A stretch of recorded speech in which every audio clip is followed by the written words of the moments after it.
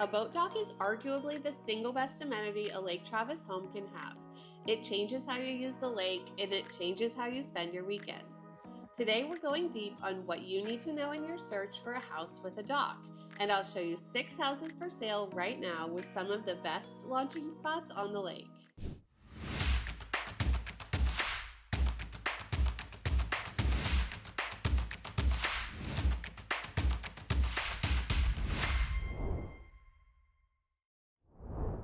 I'm Ellen Steele with Steele Portfolio Real Estate. If you're new here, welcome.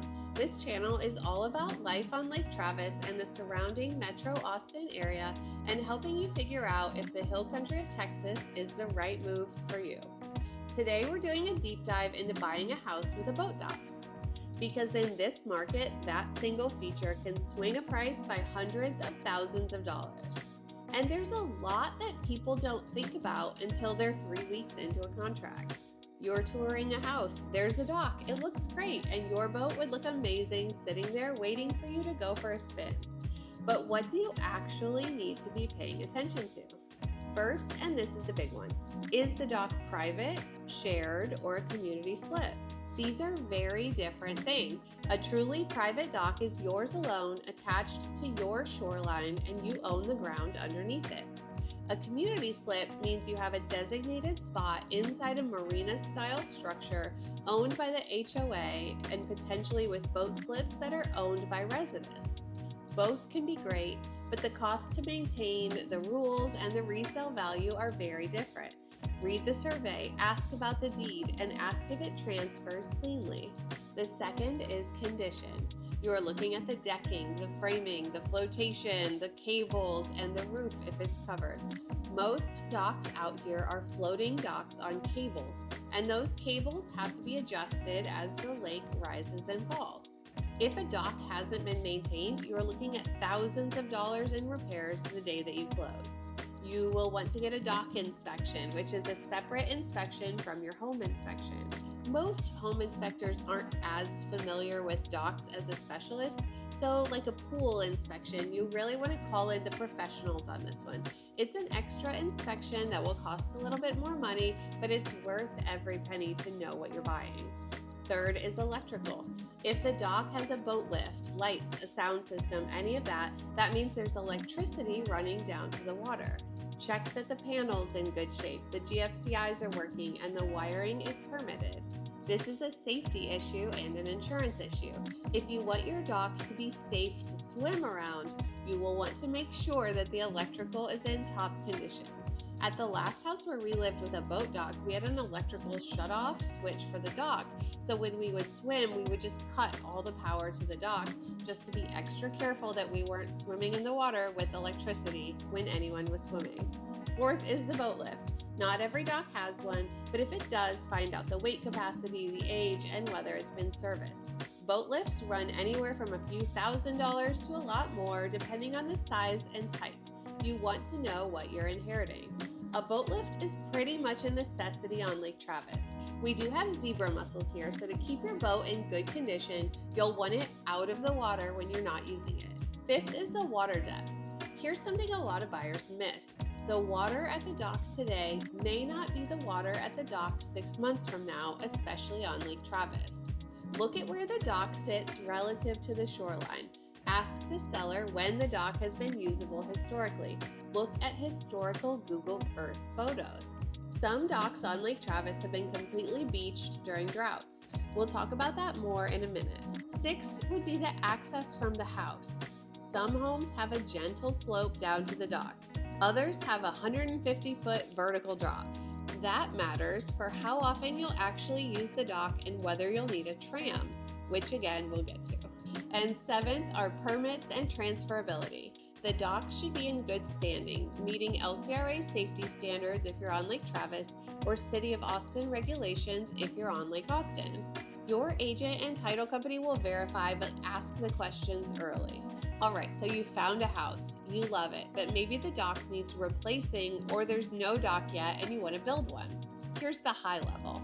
On Lake Travis, most residential docks don't require an LCRA permit. Smaller docks under 1,500 square feet just have to meet LCRA's safety standards for things like flotation, anchoring, lighting, and how far they extend from shore. Bigger structures, community marinas, or any floating dock over that size threshold, those do require LCRA permits. Lake Austin is a different system entirely. Lake Austin docks are managed by the City of Austin, not LCRA. To build the dock, you must own the land under the water where you want to build the dock. The survey will tell you how far out the land extends. If your property is next to LCRA-owned land, you'll also need LCRA permission to build a dock in that spot. Your dock builder and your title company will sort all of this out, but ask the questions early so that you can make sure you're getting the house and the dock that meet your needs. There are several dock companies operating on Lake Austin and Lake Travis, so get multiple quotes. New dock construction is a real investment.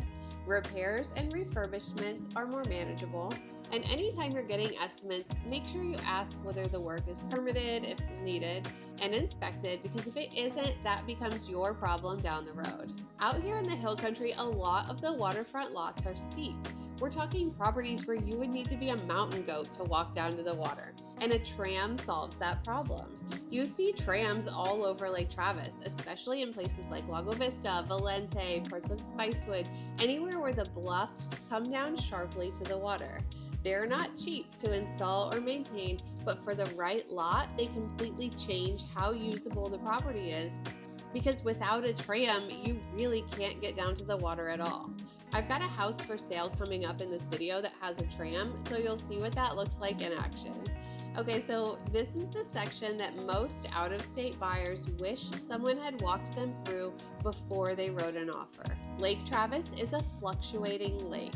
It's a flood control reservoir.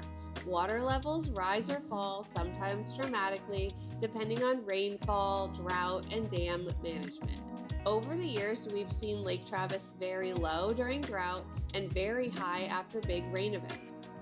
That fluctuation is part of what makes Lake Travis special. It's also what makes dock ownership on Lake Travis more involved than people might expect.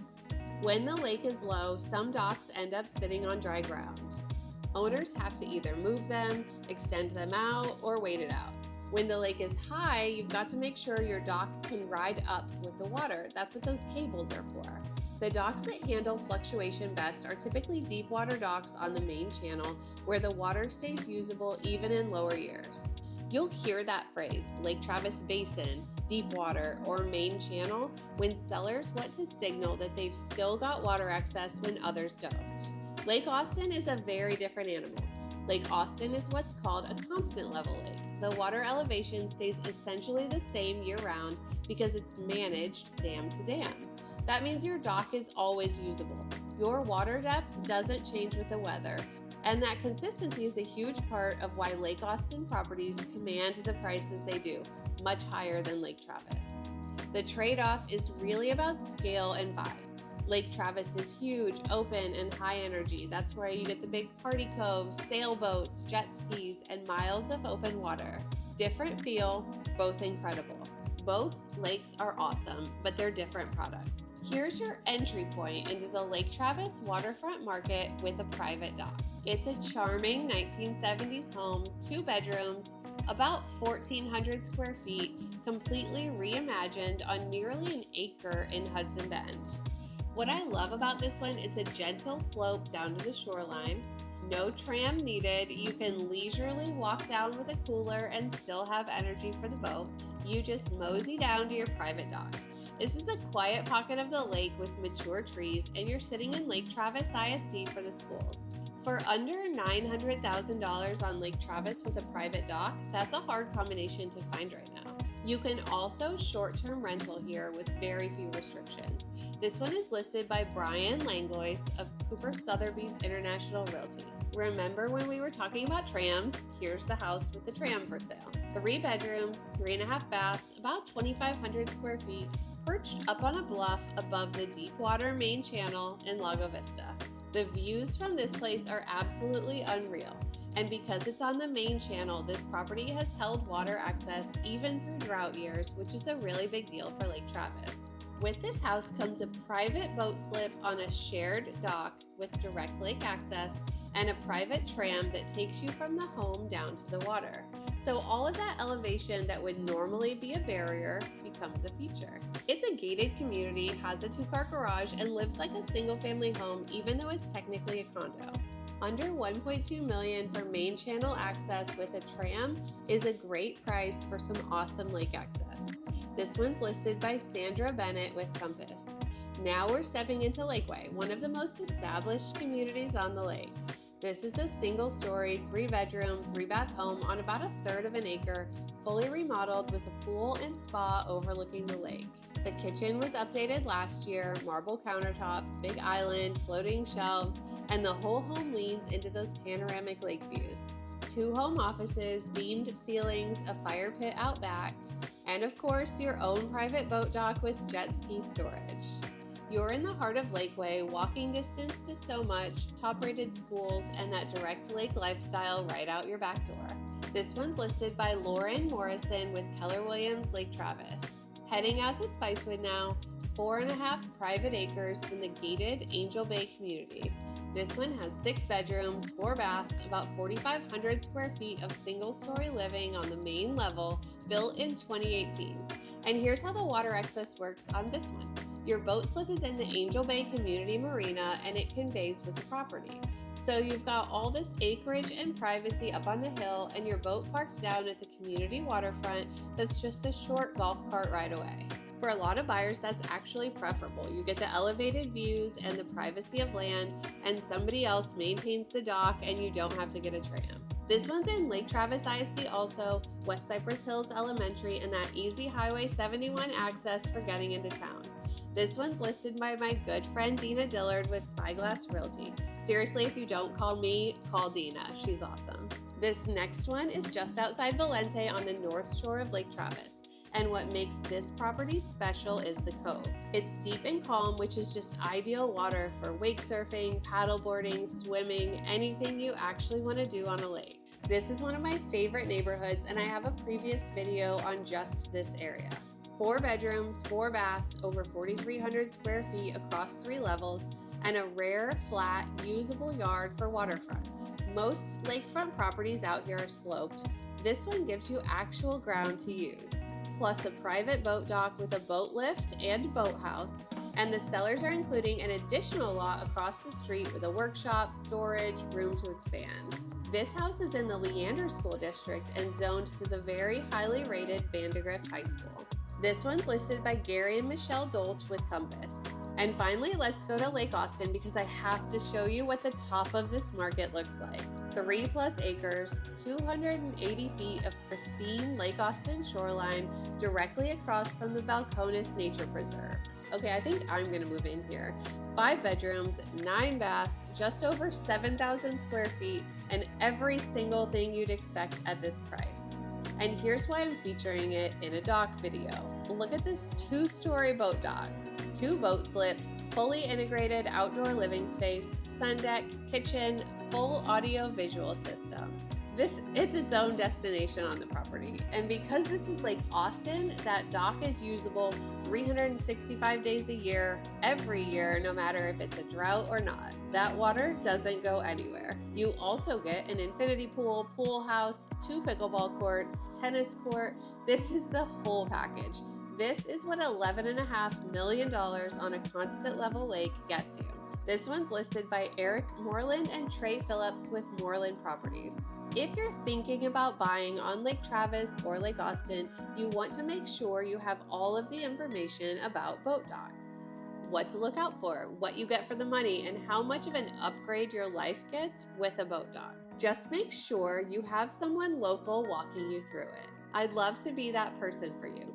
Click the link below to schedule a discovery call. No pressure, just a conversation about what you're looking for and whether the lake life is the right fit.